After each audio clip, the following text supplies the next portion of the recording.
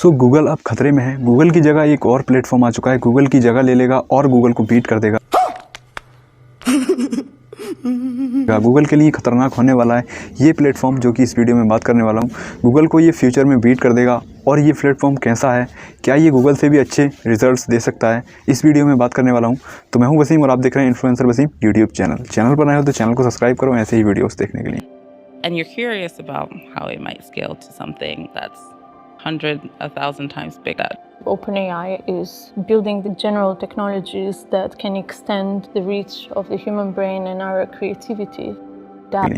तो बात करते हैं गूगल को बीट करने के लिए आखिर ऐसा कौन सा प्लेटफॉर्म है जो गूगल से भी अच्छे सटीक एकदम यूनिक रिजल्ट्स दे सकता है और इसको फ्यूचर में बीट कर सकता है। तो मैं बात कर रहा हूँ यहाँ पर चैट जीपीटी की, और साथ ही साथ मैं ये भी बात करूँगा कि चैट जीपीटी को आगे बढ़ाने में या फिर ग्रो करवाने में कौन से ऐसे लोग होंगे जो कि इसको ज़्यादा योगदान देंगे इसको आगे बढ़ाने में। तो ये भी मैं आगे वीडियो में बात करूँगा, तो बने रहिए वीडियो में लास्ट तक। अगर आपने चैट जीपीटी नेम पहली बार सुना है तो मैं आपको इसका थोड़ा सा इंट्रोडक्शन दे देता हूँ कि ये बेसिकली क्या है और ये कैसे काम करता है। तो मैं बात कर रहा हूँ चैट जीपीटी की। तो जो चैट जीपीटी है वो ओपन एआई कंपनी का ही एक प्रोडक्ट आप कह सकते हैं, जो कि ओपन एआई कंपनी ने ही बनाया है। इस कंपनी को स्टार्ट करने में इलॉन मस्क ने जो योगदान दिया था, लेकिन अब वो इसके एक्टिव मेंबर नहीं है वो इसके।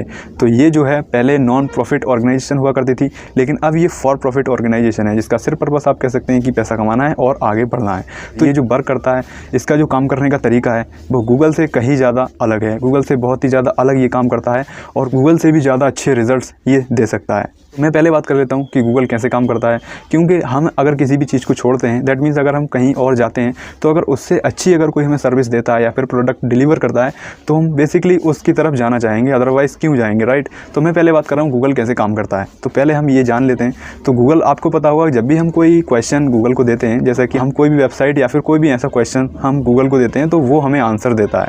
वो हमें आंसर कुछ इस तरह से देता है जैसा कि हम अगर कुछ भी सर्च करते हैं तो उससे रिलेटेड काफ़ी सारी वेबसाइट्स आ जाती हैं, काफ़ी सारे आर्टिकल्स आ जाते हैं उससे ही रिलेटेड। लेकिन उसमें आपको चूज़ करना होता है कि आपके लिए कौन सा बेस्ट है, वो आपको ही चूज़ करना होता है। अगर आप पहली बार कर रहे हैं तो आपको क्या करना है, एक एक करके वन बाय वन उस वेबसाइट को ओपन करना होता है या फिर उस आर्टिकल को, तभी आप देखते हो ये आपके लायक है या नहीं, आप इससे सेटिस्फाई हो या फिर नहीं, राइट। तो कुछ इस तरह से गूगल काम करता है। अब यहाँ पर एक और वीक पॉइंट आ जाता है, वो होता है गूगल एड्स। अगर मैं बात करूँ गूगल एड्स की, तो आपको पता होगा कि कोई भी वेबसाइट बनती है, राइट, तो वो उसका ऐड लगाया जाता है शुरू में। तो उसका ऐड लगाया जाता है, एडवर्टीजमेंट करना होता है, तभी वो वेबसाइट रैंक करती है। या फिर आप कह सकते हैं कि, या फिर आप डायरेक्टली कह सकते हैं कि गूगल को पैसा देना पड़ता है अपनी वेबसाइट को फ्रंट पेज पर या फिर फर्स्ट ऑफ ऑल दिखाने के लिए, राइट। तो ये हो जाता है गूगल एड्स। अगर मैं कोई भी क्वेश्चन सर्च करता हूँ तो उससे रिलेटेड अगर कोई वेबसाइट है तो गूगल एड्स के थ्रू वो सबसे ऊपर दिखाई देती है, उसके बाद कोई भी ऑथेंटिक वेबसाइट दिखाई देती है। ये हो जाता है गूगल का तरीका। अब यहाँ पर एक और वीक पॉइंट है जो कि होता है एसईओ। अब मैं यहाँ पर इसको वीक पॉइंट क्यों कह रहा हूँ, वैसे ये वीक पॉइंट नहीं है, ये काफ़ी अच्छा होता है सर्च इंजन ऑप्टिमाइजेशन। अगर जिसको आता है तो वो अपनी वेबसाइट को अच्छे से रैंक करवा सकता है। तो ये तो हो जाता है एसईओ।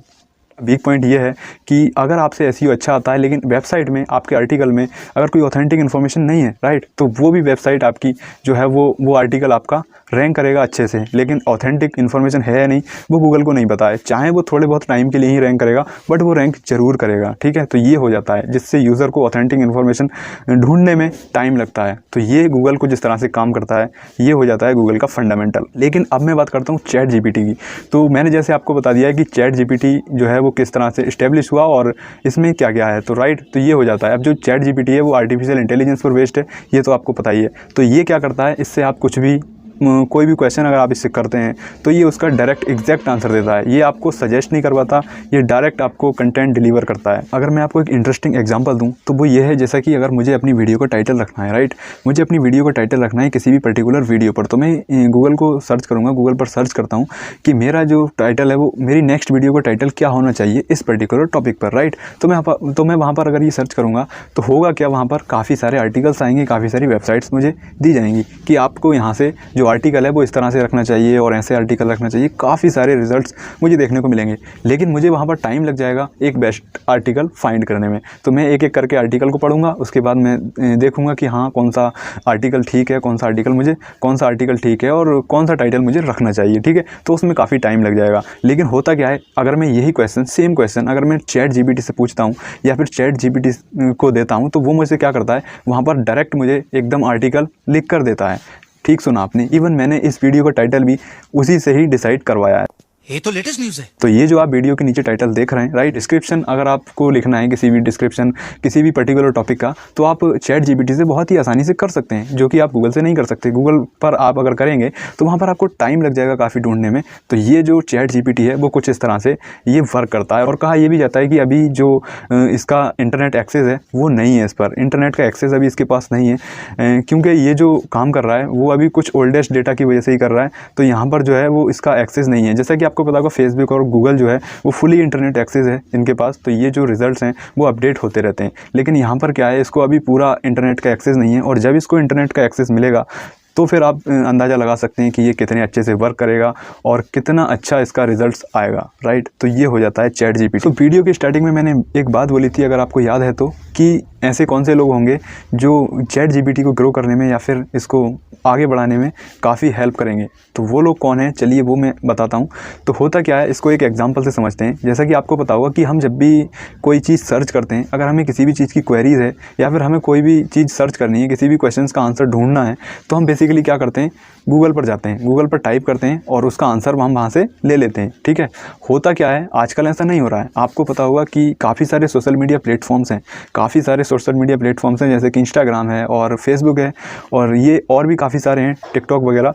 तो टिकटॉक तो वैसे इंडिया में बैन है, बट फिर भी चलता है टिकटॉक, राइट। तो लोग क्या करते हैं, जो कुछ क्वेश्चन होते हैं, जो भी कोई क्वेरी होती है, वो गूगल पर जाकर डायरेक्ट नहीं ढूंढते हैं। काफ़ी लोग ऐसे हैं गूगल पर नहीं ढूंढते हैं, वो या तो यूट्यूब पर सर्च करेंगे या फिर फेसबुक पर भी बहुत से काफ़ी लोग हैं ऐसे जो फेसबुक पर भी सर्च करने लग जाते हैं और इंस्टाग्राम पर भी करने लग जाते हैं। जैसा कि आपको पता होगा इंस्टाग्राम के सर्च बॉक्स में काफ़ी सारे सजेशंस आते रहते हैं, राइट।